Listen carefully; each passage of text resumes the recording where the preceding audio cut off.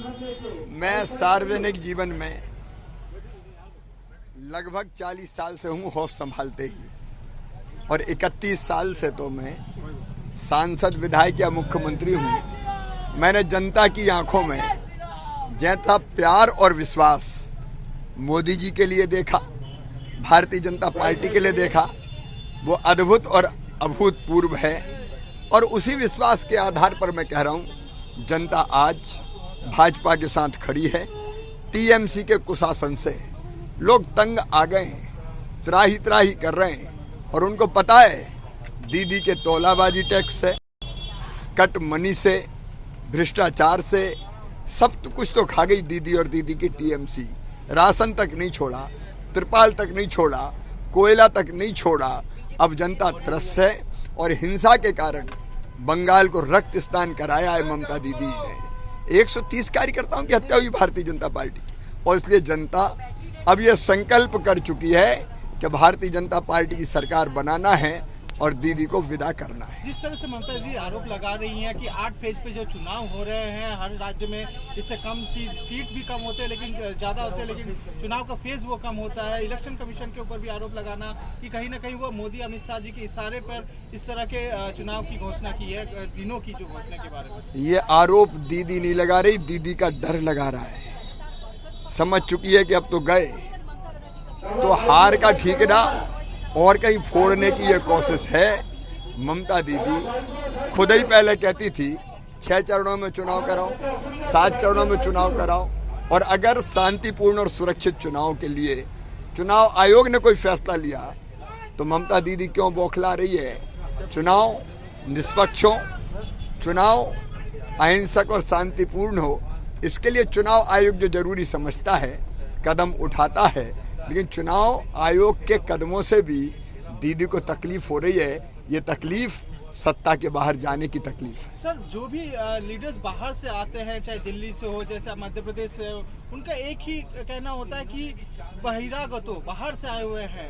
क्या कहना चाहेंगे उनकी इस कमेंट पर? अरे हम केवल बंगाल में थोड़ी आए, भारतीय जनता पार्टी के कार्यकर्ता सिपाही हैं। हम महाराष्ट्र गए, हम कर्नाटक गए, हम केरल गए, अभी भी जाएंगे, हम असम जाएंगे, हम उत्तर प्रदेश गए, हम गुजरात गए, हम गोवा गए, हम राजस्थान गए, हम उड़ीसा और बिहार गए। ये कौन सी बात हुई बहिरागत? हम सब भारत माँ के लाल। और जहाँ तक बंगाल के कार्यकर्ताओं का सवाल है, हमारे कार्यकर्ता बड़े तेजस्वी हैं, बहुत टैलेंट है उनमें, बहुत क्षमता है। चुनाव तो बंगाल के कार्यकर्ता लड़ रहे हैं, और बंगाल पर राज भी बंगाल के कार्यकर्ता ही करेंगे। वो तो मैंने कहा ना, बौखलाहट में कुछ भी बोलेंगे, कुछ तो बहाने बनाओ। बहिरागत हम काहे के बहिरागत? हम सब भारत माता के बेटे हैं।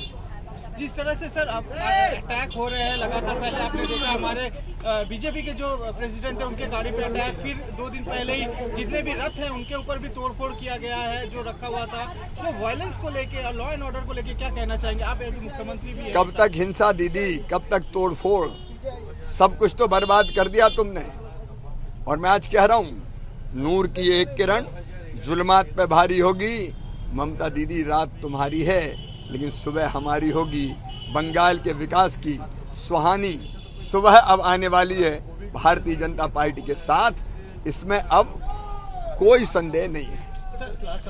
किस तरह से इस बार का चुनाव को आप लोग देख रहे हैं बंगाल में? क्या आप लोग लगता है कितने सीटों में आप बंगाल में बीजेपी आने वाली है? बंगाल में चुनाव नहीं है, ये परिवर्तन का महायज्ञ है, ये विकास का महायज्ञ है। सबका साथ, सबका विकास, सबका विश्वास, और एक सोनार बांग्ला बनाने के संकल्प के साथ आज भारतीय जनता पार्टी आगे बढ़ रही है। हमारे नेता मोदी जी, उनके पीछे बंगाल खड़ा है, अमित शाह जी, नड्डा जी, यहाँ दिलीप घोष जी, और हमारे बाकी कार्यकर्ता नेतृत्व कर रहे हैं। अद्भुत वातावरण है।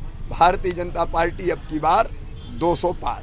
सर, लास्ट, जिस तरह से आज देखा गया कि एक भारतीय जनता पार्टी माता जी के ऊपर अटैक किया गया है कुछ ऐसे लोगों के द्वारा जो पॉलिटिकली कनेक्शन रखते हैं, क्या कहना चाहेंगे? कमजोर और कायर ऐसे हमले करते हैं। ये पराजय की मानसिकता है, जो बूढ़ी माँ को भी नहीं छोड़ा जा रहा।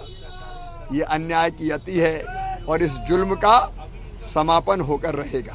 खेला होबे बहुत बड़ा एक स्लोगन ये खेला है इनका, हिंसा का, आतंक का, राशन खाने का खेला, कोयला खाने का खेला, चिटफंड कंपनियों में पैसा खाने का खेला। अब दीदी का ये खेला खत्म हो रहा है और इसलिए दीदी कह रही खेला होबे, खेला होबे। खेला नहीं होगा दीदी, तुम्हारा खेल खत्म होगा।